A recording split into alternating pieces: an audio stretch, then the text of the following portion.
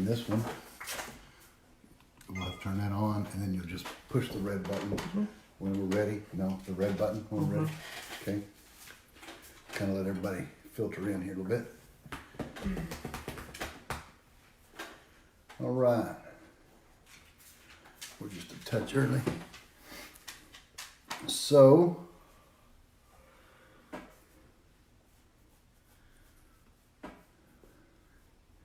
there's Rosalie, there's Miranda. Hello, Miranda. I need to call Javi back. I've been out of town. Just got in. There's Brandon. Hello, Brandon. All right. I cannot remember the young man's name, but I know his parents, Sheldon and Donna Lamson. And we're going to dedicate our class to the memory of their son who passed away yesterday. May our Torah and the merit of our Torah make his journey swift. And since I'm coming from home tonight, I do not have, hello Rodney, I do not have my prayer list and all that stuff. So today we're going to study Torah for the sake of heaven, for the sake of Israel and all of Jerusalem. We'd like to use the merit of Ari Fuld. And we'd like that all the Torah we learn tonight, we remember. Now, last week we were studying Jesus. I was going to do Daniel, but we'll do Daniel next week. But we're going to continue doing our series on Jesus here. And the reason I wanted to do it is because it was kind of fresh on our mind, and some of the stuff that I've learned, especially for non-Jews and previous Christians, yeah, go ahead. You can go ahead and turn it on. It's a big deal.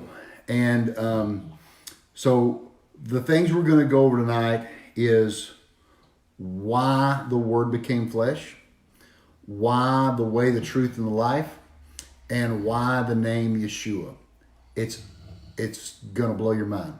So we have to start out with the concept, understanding that there's one surface, two sides. So there's only one surface here, front side, back side. All right? So what you have on one side, you have to have on the other. If you guys remember from our study of Cain and Abel, we had to study everything about Cain before we studied everything about Seth all the way to Noah. The klipa precedes the fruit. So now what has to happen? You have to have front side Messiah. You have to have the back side, or the Akarayim, which means the other side. You have to have the other side Messiah before you can have the front side Messiah. Who's the backside Messiah? Yeshua HaNotri. Okay, so is it a Messiah? To them, absolutely. And you're going to learn tonight exactly how that Mashiach aspect works. So, without further ado, I was in the book called Jesus in the Talmud, and we were discussing last week about why sometimes it calls in the Talmud, it calls the name Ben Stada, and sometimes it calls the names Ben Pantera. And I was reading, and as I was going through this, it got kicked off. We had some kind of internet problem, and so today we're going to continue in this book. I really don't want to read the book to you. If you want to buy the book, it's like $20. It's really good. But there is there's the reason he is called Ben Stada, or son of Stada, is the fact that his mother's true name was Miriam, and she was called the Sata, which means the wife that's unfaithful, that goes astray. And the Stada comes from the word sota, as the sota water that she would have to drink. And as Ravali is going to go through us tonight, he is going to explain, not only was she sota, she did not take a mikvah, and he was conceived during menstruation. Now, that's going to blow the Christian's mind that, so Mary was on her period. Well, you can't conceive on your period and blah, blah, blah, blah, blah. Doesn't have anything to do with that. It has to do that she did not have a mikvah at the time after and cleanse herself after she had menstruation, which means she was continually tuma, and because she did not mikvah. Hey, baby, I can't have dog beating tail in here, please. So now we have a little bit understanding of why it was contaminated, okay? And also Rebbe Meir talks about this in Gittin chapter 90. And also we learn about her in the Talmud in Shabbat 104b, and in Sanhedrin 67a clearly suggests that Jesus' mother's hair was long, Miriam's hair was long, and it was unfastened. Her hair was indicative of her indecent behavior. And there's another passage in the Talmud in Eruvim 100b that describes her as the bad woman, and she grows her long hair like Lilith. So we know one surface, two sides. The back side is going to be the side of Sam, the side of Lilith, and this is the root of Yeshu HaNotri. The story starts, as we've talked about before, in Egypt with the Nephesh of Cain. Cain killed Abel. How did he kill him? He sacrificed him. The Torah is clear on that in the old Torah sources. We have studied that in our Cain and Abel series. So the Nephesh of Cain was in the Egyptian that had relations with the Egyptian woman that Moses killed. Then this child is called the son of the Israelite woman. You're going to have it there. You're going to have it again. So this is what this Jesus, or Yeshu HaNotri, is the Gilgal of this child, as we've discussed in previous classes. Now, hence he is now a mamzer, because just like the child in Egypt was known as the mamzer, is why he's called the son of the Israelite woman. He's not spoken of by name with Moses. Here he's called, they call him Ben Stada or Ben Pandera, because of the father's name. The Roman father that had relationship with Mary is plainly known, and she was a sota. So if you're talking about the mother, if he's the mother's child, it's Ben Stada. If you're talking about him on the father's side of the child, it is going to be Ben Pandera. So with that, let me go further, a little bit further, because this is going to come into effect when Jesus, when they were young, they went to Egypt, and because that's where the Nephesh of Cain goes, Egypt, just like the story in Moses. And this is where Mary and Joseph flee to Egypt with a newborn infant, because King Herod threatened to kill the child in Matthew 2:13. Herod heard about Jesus from the magicians who came from the east to pay tribute to Jesus, the newborn king, Matthew 2:2. Egypt is regarded as the land of classic magic as is known. Jesus is portrayed in the New Testament and rabbinic sources as someone who has supernatural powers, healing, commanding of demons, etc. So what happens was, last week I made the statement that name anybody else in Torah that speaks to demons. And where I was at the time, we were talking about Rome, we were talking about the pig, and I was alluding to Jesus commanded the demons to go into the pig, because that's Esau. The letters of his name are Esau. So that was where he could use that. It's well known, and we've discussed it and taught it many times. Solomon was discussing and talking to demons as well, but it was completely on a different level.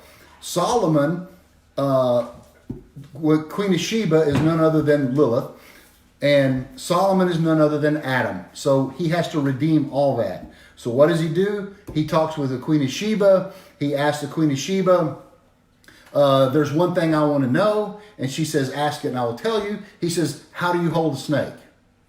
What does that mean? Well, he knew that all the powers on the backside. We're at the mountain of Uzzah and Azazel. And that is called the mountain of the serpent, backside serpent, blah, blah, blah. And there's a certain way, if you hold the snake, it doesn't bite you, obviously. But that's not what it's talking about. He was wanting to know how to control the demons, how to stop them, not how to send them somewhere. So what he does, she tells him how. Obviously, she's little, she knows. And Solomon goes to Ashmedai, puts a chain around his neck, change up the demons. But what is he doing? He's using the Guvurot power to invert everything.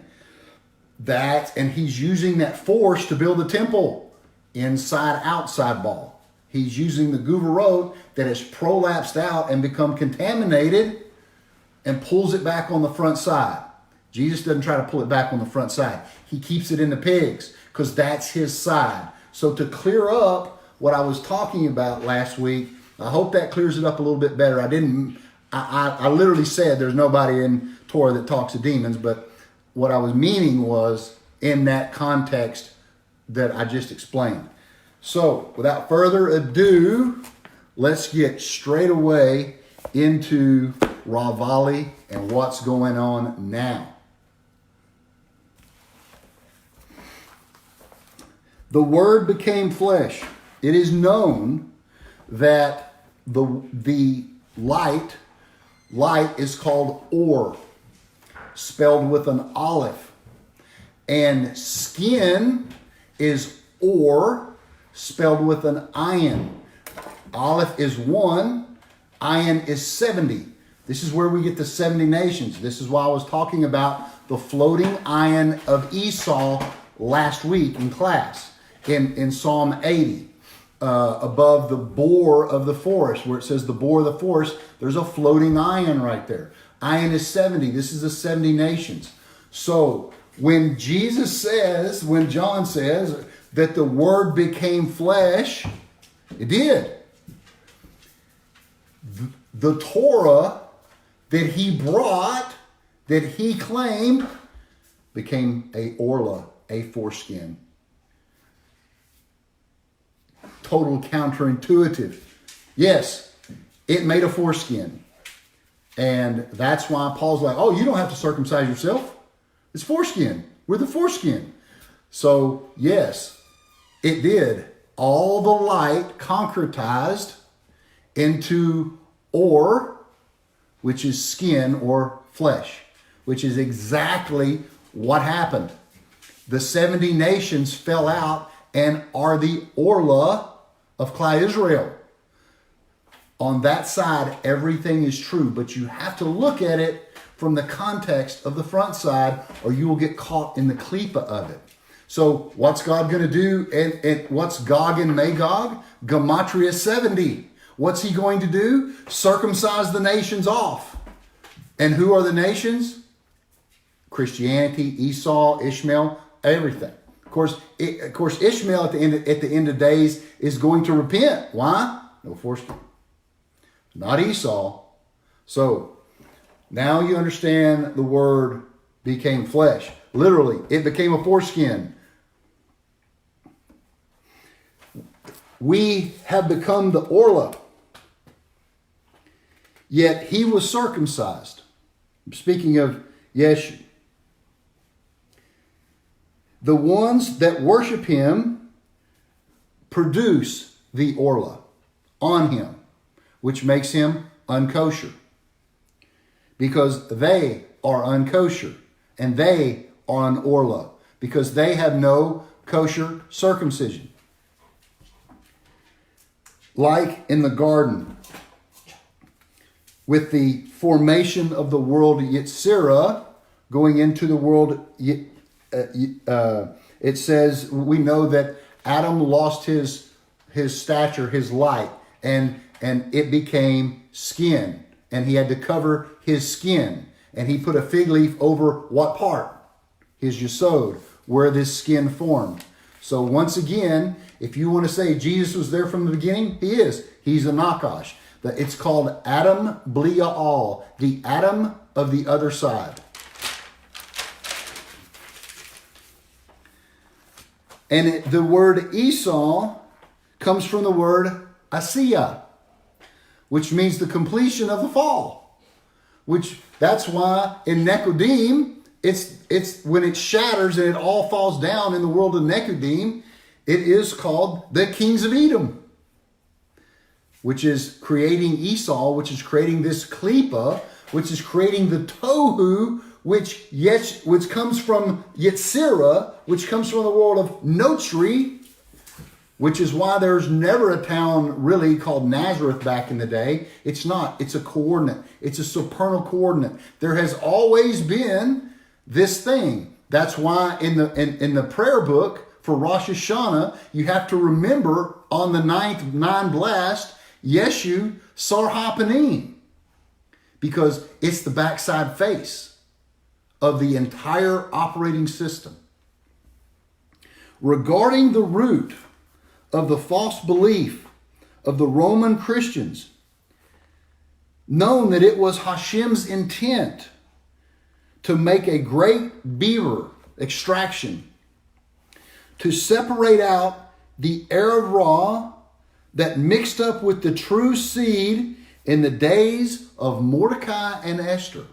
Now we know back in Egypt that when Moses brought the mixed multitude, which it says the people, it doesn't say that, when it says the children of Israel, it will specifically say the children of Israel. But when it's talking about the the Erev Ra, it will say the people. The people built a golden calf because what they said, we want a God to go before us. What do Christians? We want a God to go before us. We want to be able to carry a cross. We want a person on a stick we can carry before us. It's the same root. It's no difference. There's nothing new under the sun. So in the days of Esther and Mordecai, as it says in the end of the book of Esther, which is, remember, this is right during the whole temple period here that's coming about.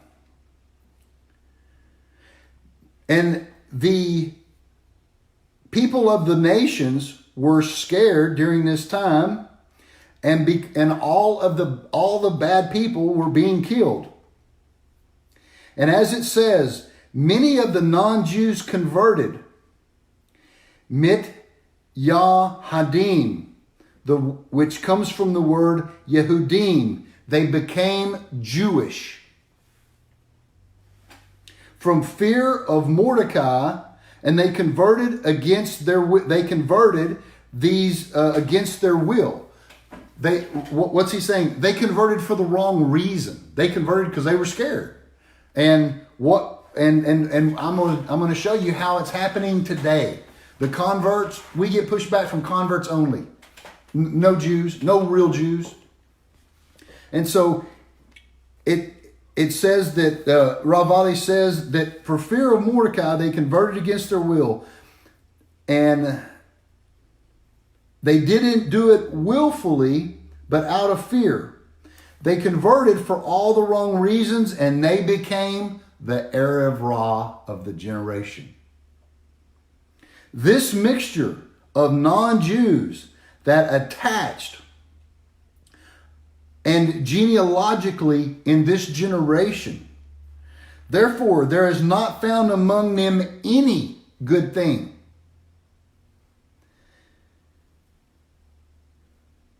They were not taken, but they attached themselves.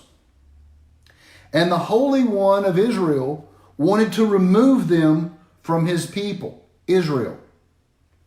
So he used this arrogant mamzer known as Yeshu HaNotri. And he rolled the debt to someone who was guilty. So there's a concept in Torah called rolling the debt. If you are more guilty than the next guy, God will have mercy and stick it on him. And we're gonna see how it all works out. Because Yeshu HaNotri, this is the one who mocked the sages. And he was fitting for great punishment. Because all heretics mock the sages. I was arguing with a guy the other day online, a convert, and I said, you're going against what the sages say. And you know what he said to me? The sages are dead. I said, sounds like a typical convert. Because he mocked the sages, therefore he is their leader. Because as you know, all Christians deny the Talmud. Say it's written by men. They mock the sages. Therefore, Yeshu HaNotri is their leader because he did the same thing. These are those that deny the oral Torah. His life force keeps them alive. Jesus' life force is actually keeping these people alive. Because there is a principle that states that which is worshipped is punished with the worshiper. So the more they worship Jesus, the more he is punished. That's why Gittin 57 says he's still in feces. Why feces? He's on the backside. Therefore, Hagiga, the story of in Hagiga that I've told before, when Elisha ben Abuya sees Metatron sitting and Metatron gets 60 lashes. Was it Metatron's fault? No. Ben Abusha was worshiping him. Therefore, the one that is worshipped gets the punishment just like the worshiper. So we rolled the debt through the one responsible. Therefore, his punishment is doubled and tripled and quadrupled and increments. Every time somebody worships Jesus and prays in Jesus' name, his punishment is increased. And it was given over to the Erev Ra at the time of Christianity. And he gave them, the Holy One of Israel, gave them the 4 books of the gospel, corresponding to the 4 faces of the Merkava, the holy chariot. So the Merkava in Ezekiel, you have the face of a man, face of Adam. You have the face of a lion, the face of an ox, and the face of an eagle. So right side is, well, I'm twisted, so I'll do this side. So let's say this is my right side for y'all. That's a lion, ox, eagle, man. Okay? So if you have that on the front side, you have to give the back side their due. So the Holy One, blessed be he, gave the back side the 4 faces of the impure Merkava. As it is known, how did he write the Gospels? What is called the Basar, the good word. In Greek, it's called Evangelion, the Gospels. That's where you get the term evangelicals. But the word evangelical in Hebrew is Evangelion, which means sin paper. So what you think evangelicals are, they are reading from a sin paper. That's the Hebrew term. So the Holy One, blessed be he, gave them this sin paper. Why did you have the 4 faces of the Merkava? Because it's 4 faces, the panim, for Sar ha-panim. He did this to remove them completely from the Holy One. He gave the dog a bone. How do you get people to, how do you remove the klipa of the Erev Ra, the mixture of evil, out of Klal Israel? You give them the New Testament. They'll run to it like a moth to a flame.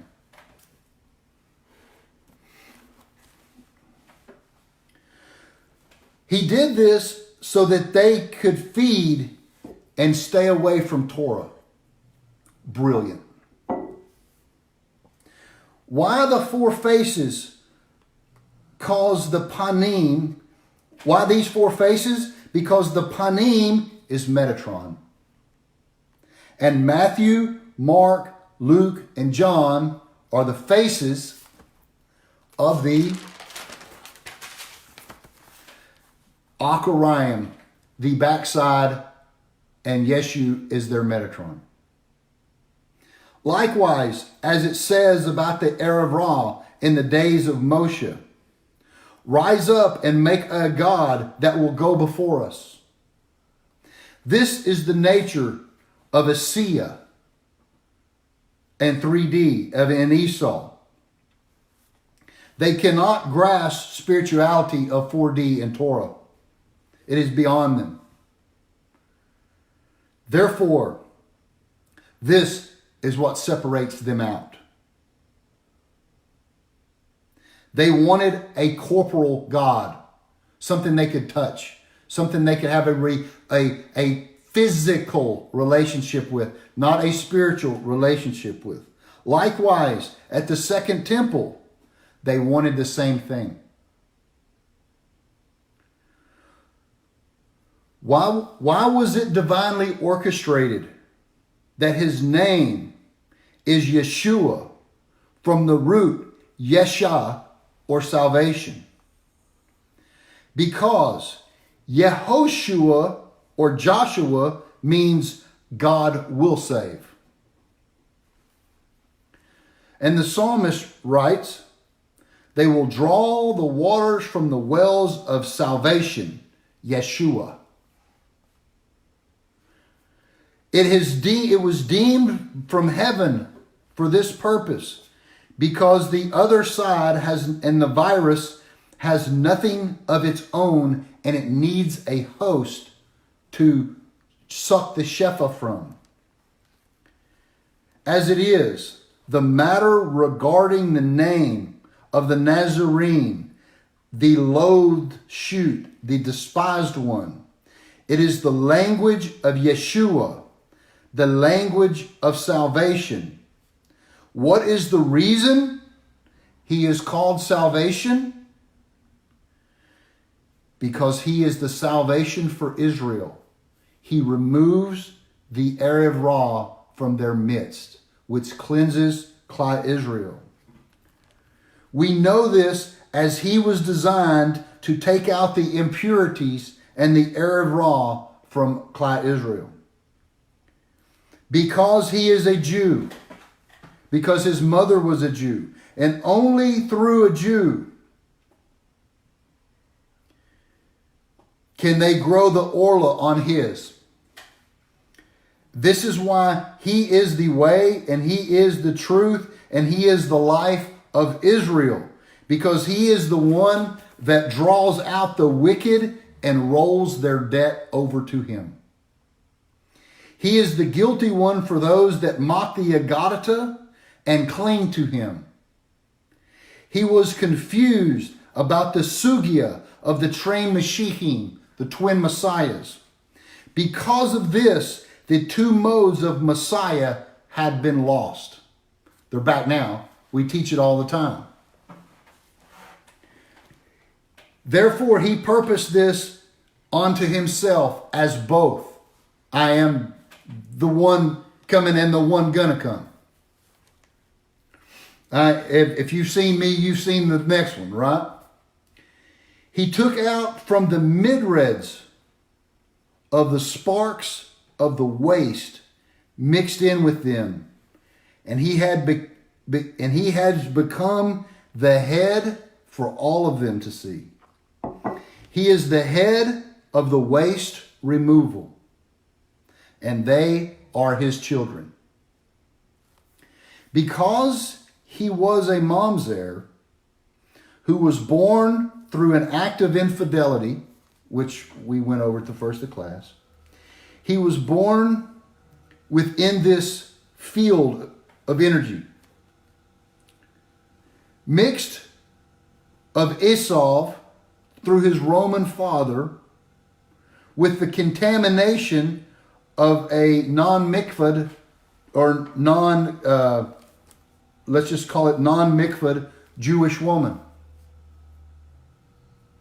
This is the laws of, I'm going to use the word science here to explain it. This is the laws of science because of all the foreign blemishes that Israel had had at the time were many, and they clung to him. Like attracts like, and the like found the like. And this was aroused in the same species, goes after the same species. The Arizal says that the waste of Atzilut is the joy of Berea. It's a cosmic principle. So what is holy, and we discard that waste, those on the other side think it's the greatest thing that ever happened. It's waste to us. What's one man's floor is another man's roof. If you're living in an apartment building, let's just say. Somebody has to be on top, somebody's on the bottom. Or front side, back side is a better way to look at it. For us, he is the waste. But for them, he is a God. An other God. Why will they reject that he was born in a mamzer situation, in a contaminated environment? Because the matter is this: if he was born of God and had an immaculate conception, it wouldn't have mattered if he was in a menstruating woman or not. It would have been unaffected. It was already decreed by the Holy One that this Rasha, this evil one, wicked one, would remove the waste from Klal Israel. The debt that goes to one, the debt goes to the one that owes it. Just like the nations, took out the trash through the loathed person, as well as Israel. And likewise, I'm trying to read my writing here.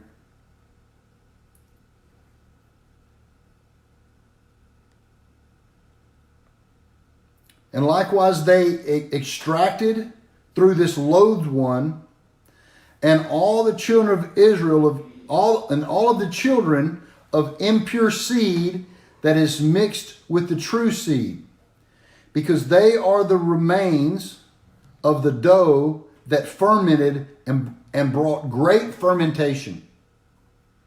This is the chametz at Passover. That's why Jesus is all in the Passover thing.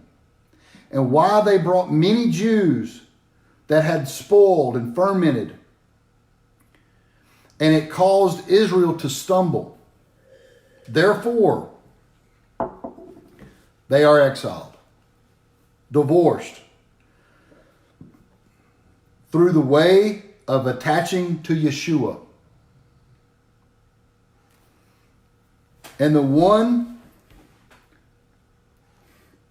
who's healthy falls and trips. And then the one that is attached to him falls and trips, as well as leads them to destruction.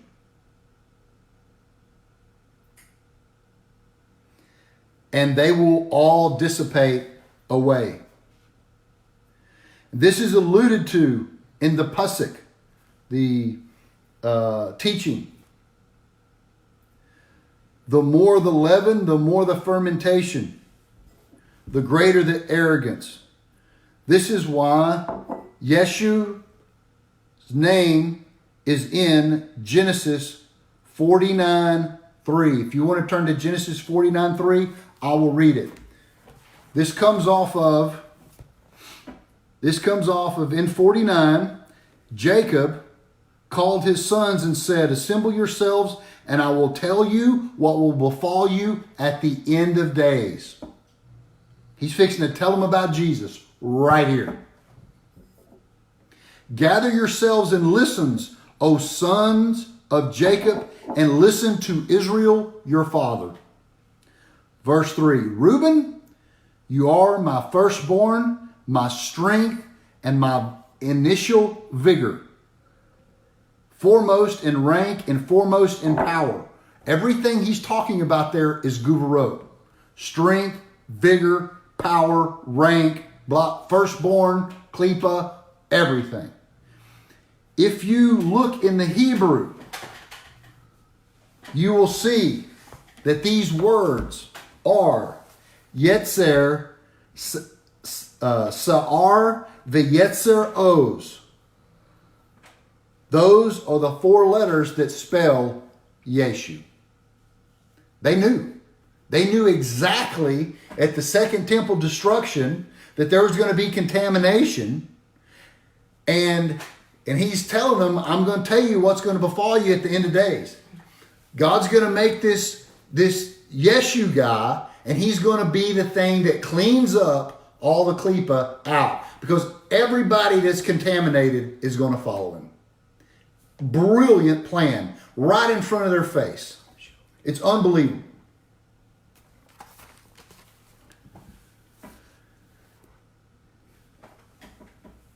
Because Yetzer means extra or leftover waste. The waste of the leaven is where Jesus gets his name from. Because this first blessing is of a failed Messiah, Reuben. And this was his rebuke. And he is the coordinate of the backside, Yeshu. This evil one, he set in isolation outside the camp in his place. This is a term in Torah called sitting outside the camp. The son of the Israelite woman, they made him sit outside the camp. Yeshu HaNotri, they made him sit out. He has to sit outside the camp. All the Erev Ra got to sit outside the camp. And the term sitting outside the camp is known as the Nefesh of Cain. Beautiful. It's the Nefesh of Cain. This is the Histah Shalut of how the whole thing is progressing and proceeding all the way from the world of Nekudim at the shattering of the vessels, all the way through to the shattering of the temple, which is the same thing. He took on him all of the waste and the leftovers, and he is separating it out of Kedusha. Just like we separate the klipa from the fruit before we eat it, corresponding to the true Messiah, because the true Messiah brings those from far away near, where he made himself into a Messiah and did the opposite. He distances those who are close to Israel, called the Erev Ra.